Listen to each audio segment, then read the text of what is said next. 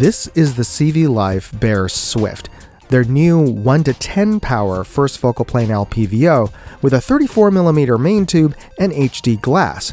It certainly sounds like it's more than just a budget LPVO, but is it? That's what we're going to find out. And if you stick around till the end of the video, I'll tell you how you can win one free.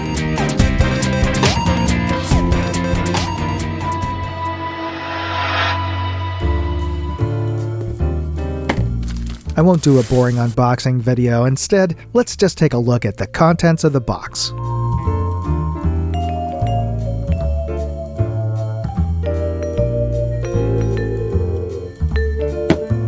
This is the CVLife Bear Swift 1:10. It is a 1:10 power LPVO with a 28mm objective, and it is illuminated and has both red and green illumination with 5 brightness settings with an off in between each of the color indexes, and is powered by a 2032 coin battery. It does come with 2, or at least mine did. It does index cleanly. Now, it has 2 locking turrets, and interestingly, the turret is more like a ring. You pull it up to loosen it, and let's take a listen. Very loud, tactile, very crisp, with no slop in between each of the clicks, and each of the clicks is a half an MOA, and you just push the ring down and that locks it back in.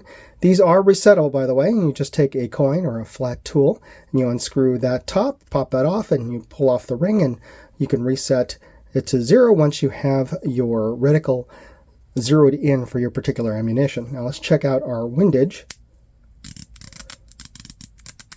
Also loud, tactile positive, with just a little bit of slop in between each of the clicks there, a little bit of movement, but still pretty crisp. And also, these are resettable as well. Now, our magnification ring turns smoothly, and it does have a removable throw lever, though this is a very short lever, almost like a pin, so like a throw pin or nub or knob.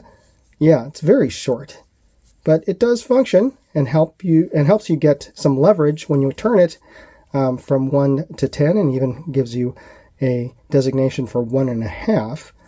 And our diopter turns smoothly with a little bit of grit.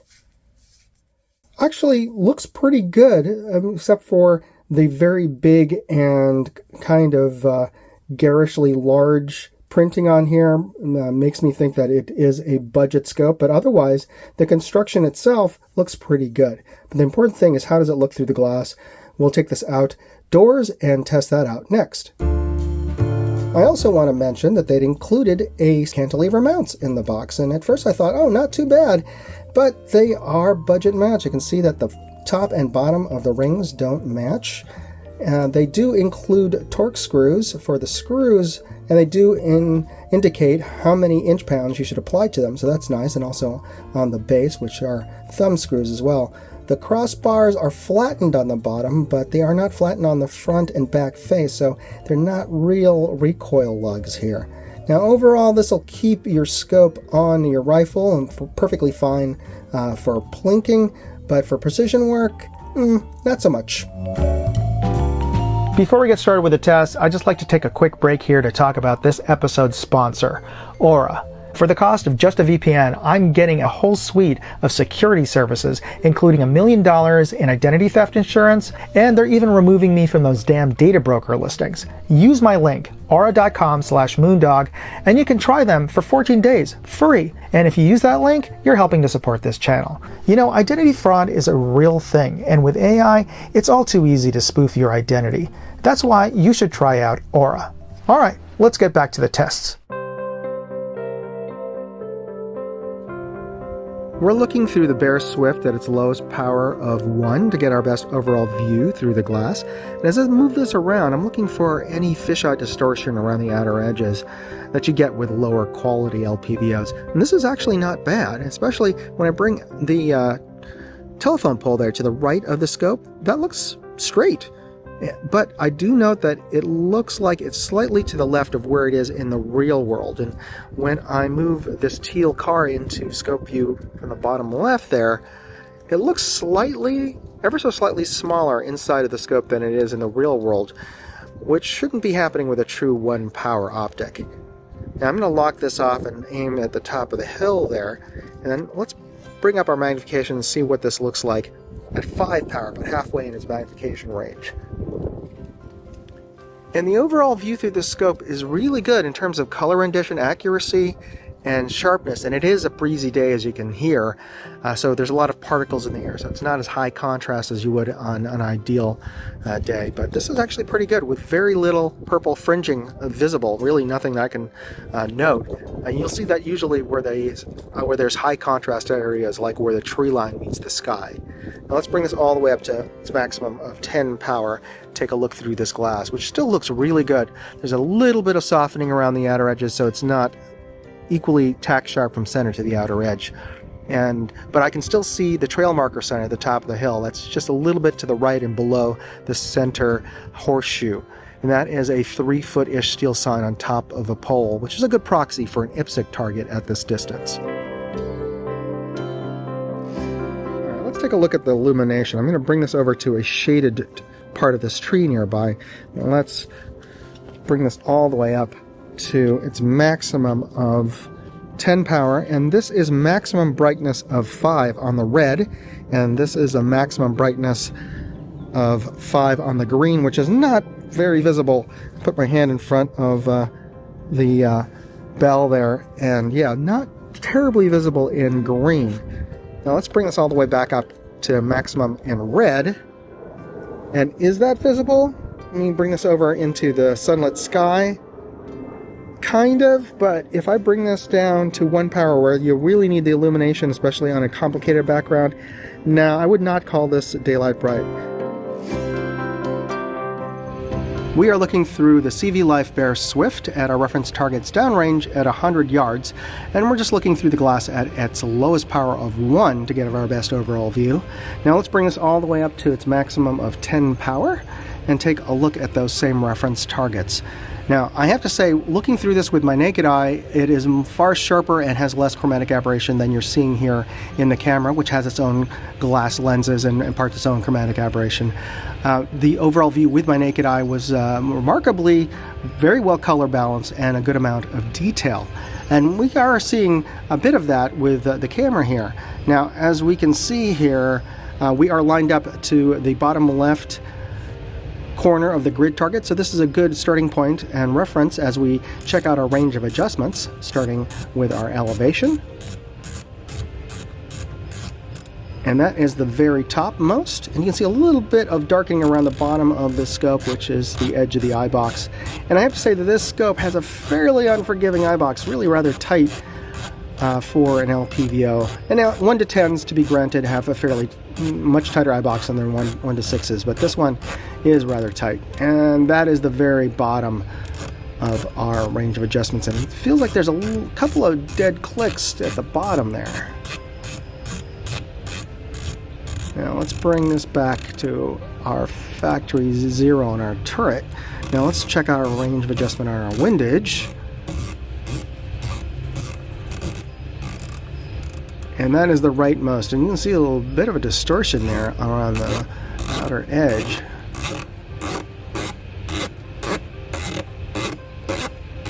Now this is quite a range of adjustments, because usually you'll only get to move past maybe 1, maybe 2 of those extra target boards, and that is the leftmost.